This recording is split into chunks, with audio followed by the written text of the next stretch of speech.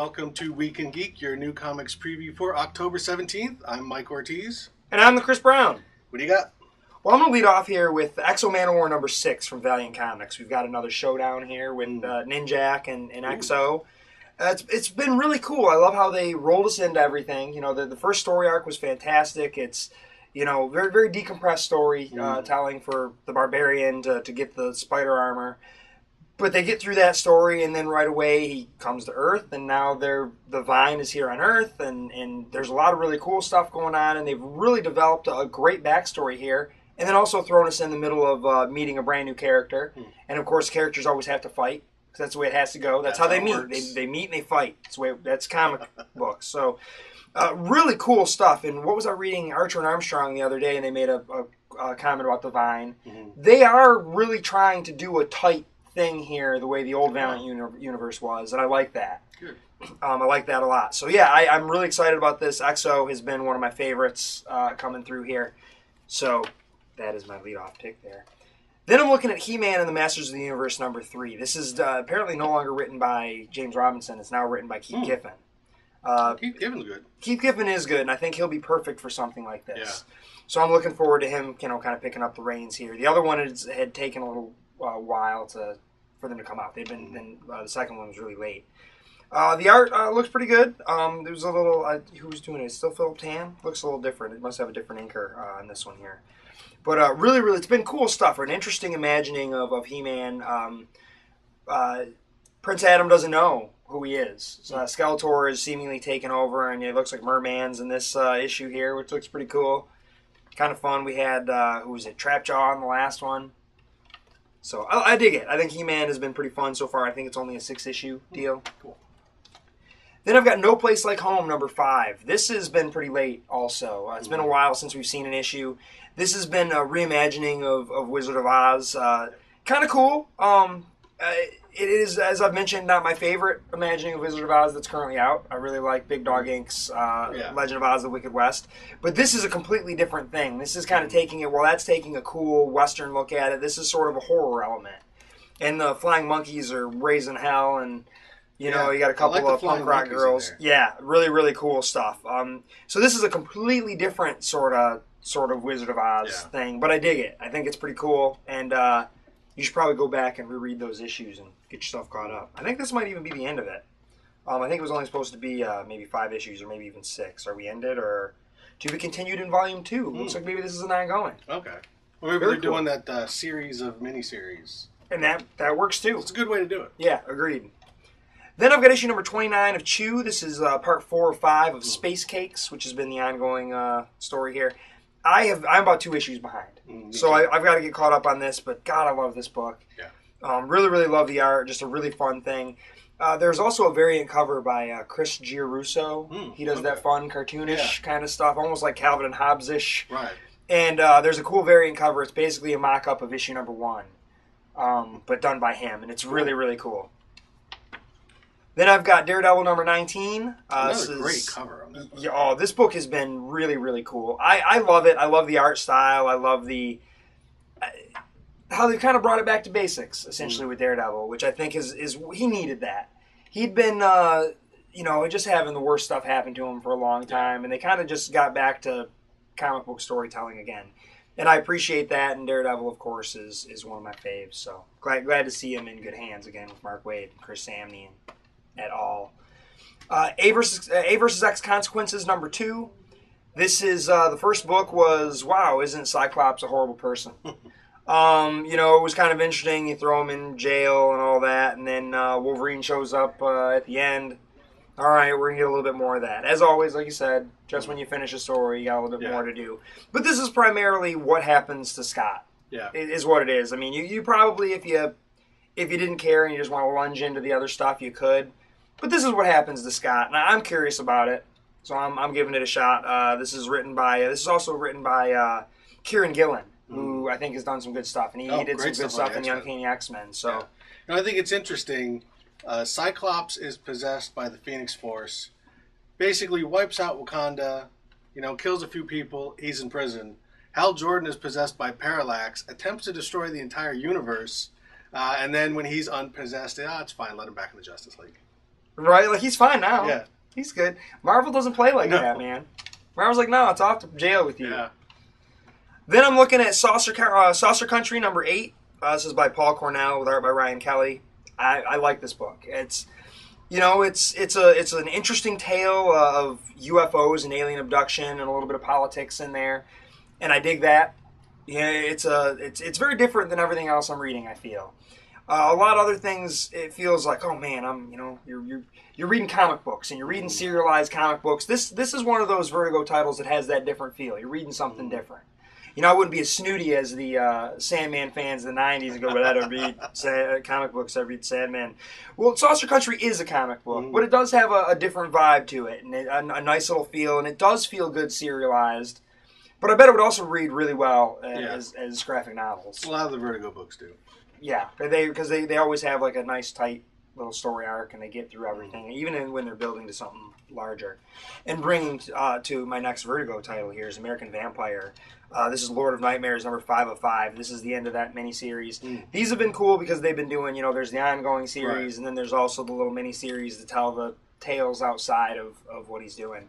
And I have not read any of this one yet. I'm totally behind. So again, you're free of spoilers because I don't know what's happening. But I do need to get caught up on this. I think American Vampire has really been a solid title. I really, really dig it. Believe it or not, I'm actually more caught up on Scott Snyder's Batman than on this. Yeah. Which is really odd for me. Because I'm not a Batman guy. I would lean more into the weird stuff. But Batman's a book that's got the hype and it's got the continuity and it fits in with everything else. But last issue was really good, too. Really good. Really, really good. Really good. Then I'm looking at The Walking Dead number 103.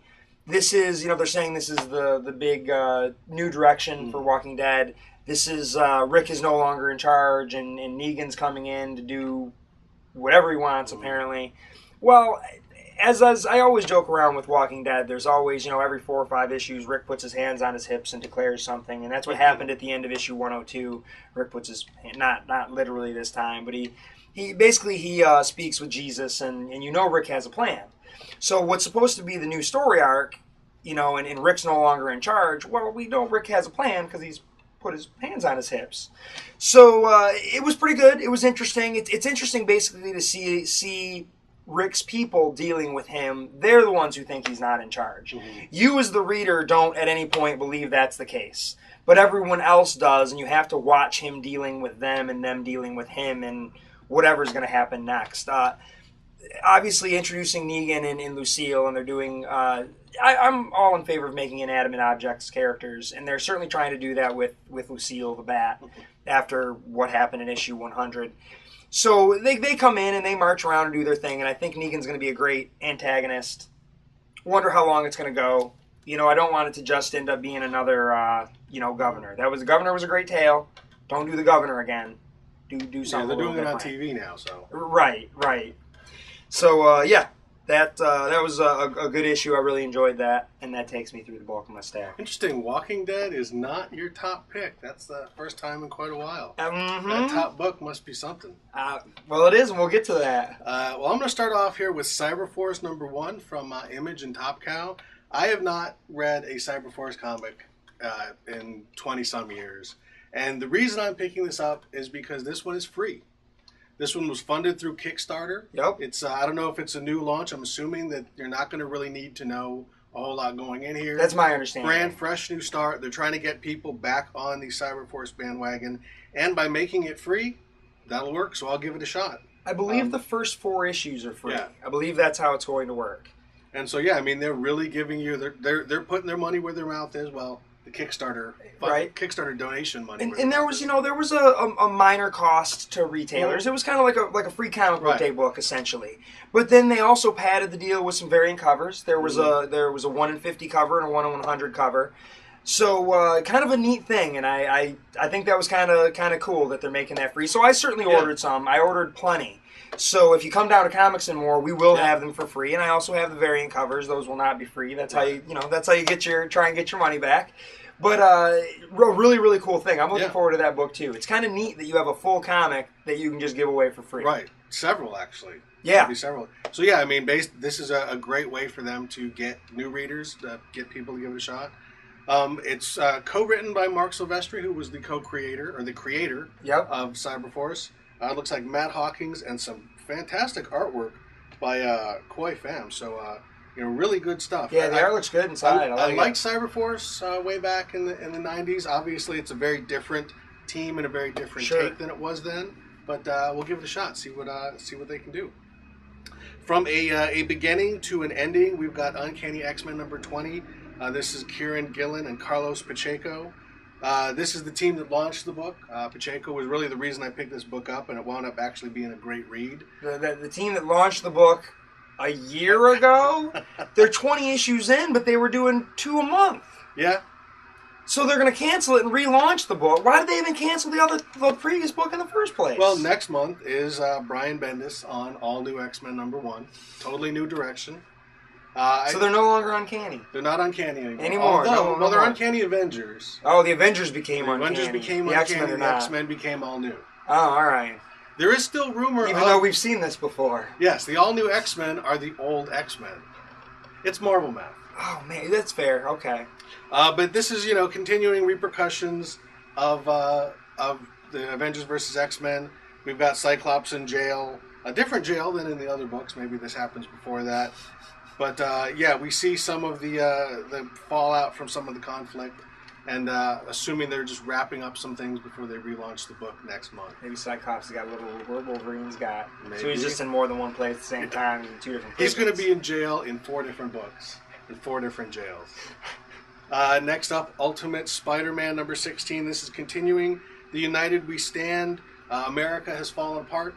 Captain America is the president. They're really shaking things up. So Captain America let the nation fall apart? Way to go, Cap. Or he stepped in? He became president after the nation. Okay, all right. Yeah, there was an emergency write-in, I guess. I don't know. I wasn't reading the Avengers book, so I don't really know what happened in that. And but they call him President Rogers, or is he President Captain?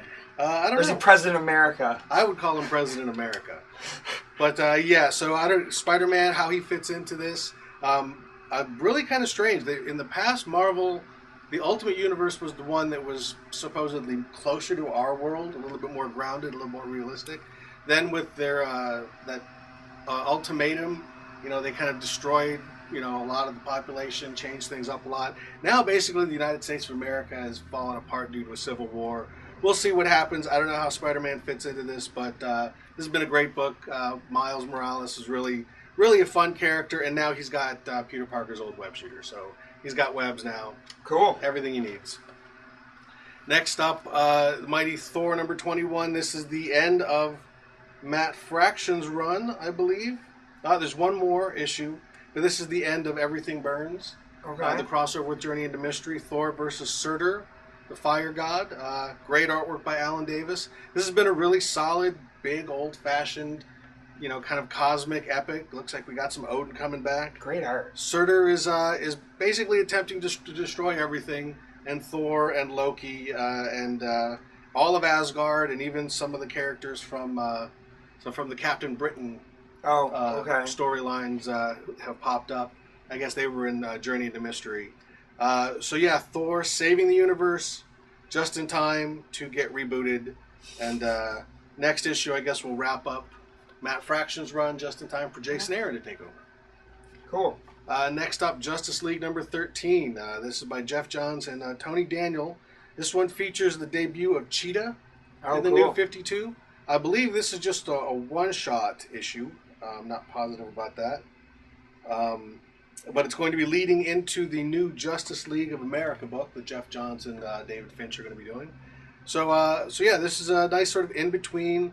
They put these in there to give Jim Lee a chance to rest, although I believe Ivan Rice is taking over the book after this. Okay. Next up, Hellblazer, what number is this? I can't find it. 296.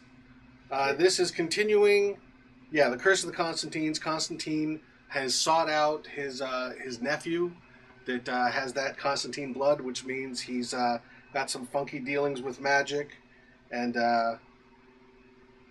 we got some more demons. Two Constantines and demons. Again, great book. This has been a really good book for a long time now. I actually did not read the last issue. With many Vertigo books, it's easy to kind of fall behind because they're kind of dense reads. but this is the fourth part of this. And we are heading very close to issue 300. That's crazy. Longest running Vertigo book. One of the longest running books on the... Is there? That'll be the longest running DC book on the stands. This will be the highest numbered book on the stands. Yeah. I believe. Wow. Hellblazer. Who would have thought it? Crazy. Next up, Matt Fraction and David Aja with Hawkeye. This is a great book. Yeah, completely I like it. Different in tone than what they did on Iron Fist. Yes. But I really like it a lot. It's what Hawkeye does when he's not in the Avengers. They're one-off issues. He's teaming up with Hawkeye from the Young Avengers. Okay. There's weird sexual tension, even though their age difference is pretty significant. But I think they have clearly established that she's legal just because they don't want this to be a pedophile. Old dudes are like whatever, like Hey. But Matt Fraction, you can tell, is having a lot of fun with this. I hope this is a very strange book. Agreed. It's not like anything else on the stands, which hopefully doesn't mean it'll be canceled in 6 issues, because that's usually what seems to happen. But give this book a shot. It's a really good book. It's a lot of fun. And now's Hawkeye's time to shine. Everybody's loving Hawkeye because of the movie. And so, now, check it out. Now is the best. If they can't make a Hawkeye book work now, they should just give up. Agreed. You will never make a Hawkeye book work if you can't make this one work. Great talent. Conveniently. Marvel Now. This is not a Marvel Now. Maybe they'll reboot it at issue 6 or something. Next up, Green Lantern New Guardians number 13. Now Kyle Rayner and the New Guardians make their jump into the rise of the Third Army. It looks like he's got Larfleeze and Star Sapphire, Arkillo and Sandwalker. So this is the multicolored lanterns. If you've been following the Green Lantern story, the Guardians want to destroy all lanterns and replace them with this Third Army. So obviously the rest of these lanterns are going to try to stop them. And that's the bulk of my stack. Alrighty. That'll take me to my top pick here, which, as you pointed out, is not Walking Dead, but is Harbinger number 5 by Valiant Comics. I really like this book. I really liked it the first go-round, and I thought it was a really interesting take. There are so many attempts. Whenever there's like a superpowered teenage teen getting used to their powers, you always think X-Men. It always immediately goes to X-Men. There was that bad TV show produced by Marvel that wasn't X-Men called Mutant X. There's this thing on Sci-Fi Channel, Alphas. There's so many of these things that it's just, I don't know, it's X-Men. Harbinger's not X-Men. Harbinger's Harbinger. It's its own thing. It's got its really own unique take on the teenager with powers. And, we got introduced to Zephyr recently in the last issue, which I thought was awesome. She's the one that, as the team was forming, we need costumes. We need code names, because she's the one that likes superheroes. And that, I think that's one of the things that separates it and makes it feel different. But this, kind of going with, like we said, the decompressed storytelling, kind of, it's obviously a more modern take, as everything. Try reading your books from 20 years ago. Right. They just feel different. They do. That's the way things were told at that time. And I think the artwork really looks fantastic. One thing about Valiant in the 90s was that they were story driven, and the art pretty much had like an in-house style, and there were some talented guys there, but no one really got to go too off the reservation until they got more attention and they started hiring Barry Windsor Smith and Joe Quesada. But Dave Lapham and all these other guys pretty much looked the Very same. Classic, traditional storytelling. But some great art. All the books, I think, have had some really fantastic art. Who's doing this? Was it Kerry Evans and Ian Hannon, maybe doing inks or whatever? I think it looks great. And so this is my top pick of the week. I think this is a great book. If you're not reading Harbinger, you should be. You've only got 4 previous issues to catch up on. If you can find them. I certainly have them all here at Comics and More. But I've heard that some of that Valiant stuff is getting harder to find. Yeah. We've gone to second prints on a lot of it. Prints, I think, even with Exo. So, but I still have first prints, all that stuff. So, yeah, check them out. My top pick is Marvel Now .1. Now, everybody hates this .1 thing, and it didn't turn out to be what Marvel had promised. This is basically a sampler of upcoming Marvel Now projects. So we've got in here a little bit of... Now, is it a sampler or is it like a lead-in? Because it's kind of frustrating when they just reprint what's going to be the first 5 pages. I'd almost rather they give you something that precedes those first 5 pages. I'm pretty sure that's what this is. That was the impression, was that this... Now, you obviously won't need to get this, I'm sure. But if you want a little just kind of taste of what's coming, It looks like this might be Star-Lord's origin here, sort of retold. Oh, cool. But the Guardians of the Galaxy is going to be coming out from Brian Michael Bendis and Steve McNiven. That should be interesting. Nova by Jeff Loeb and Ed McGuinness. And that's previewed in here. The new FF book is going to be featuring Ant-Man. So we've got an Ant-Man story by Matt Fraction and Mike Allred. Then we've got, looks like we've got a preview of the Cable and X-Force book. Oh, cool. And I'm kind of looking forward to that. Also, one other one that just takes me back to those 90s there. We've also got Young Avengers by Kieran Gillen and Jamie McKelvey coming out. That's the team, I don't know, some people may be familiar with the Image book they did, Phonogram, which is a really good book years ago, a really nice indie kind of music-oriented book. But this is basically a preview of what you're getting from Marvel now. This is just going to be a taste. You can try them out, see which ones you like. Obviously, some of these are some big heavy hitters, some of them not quite as much.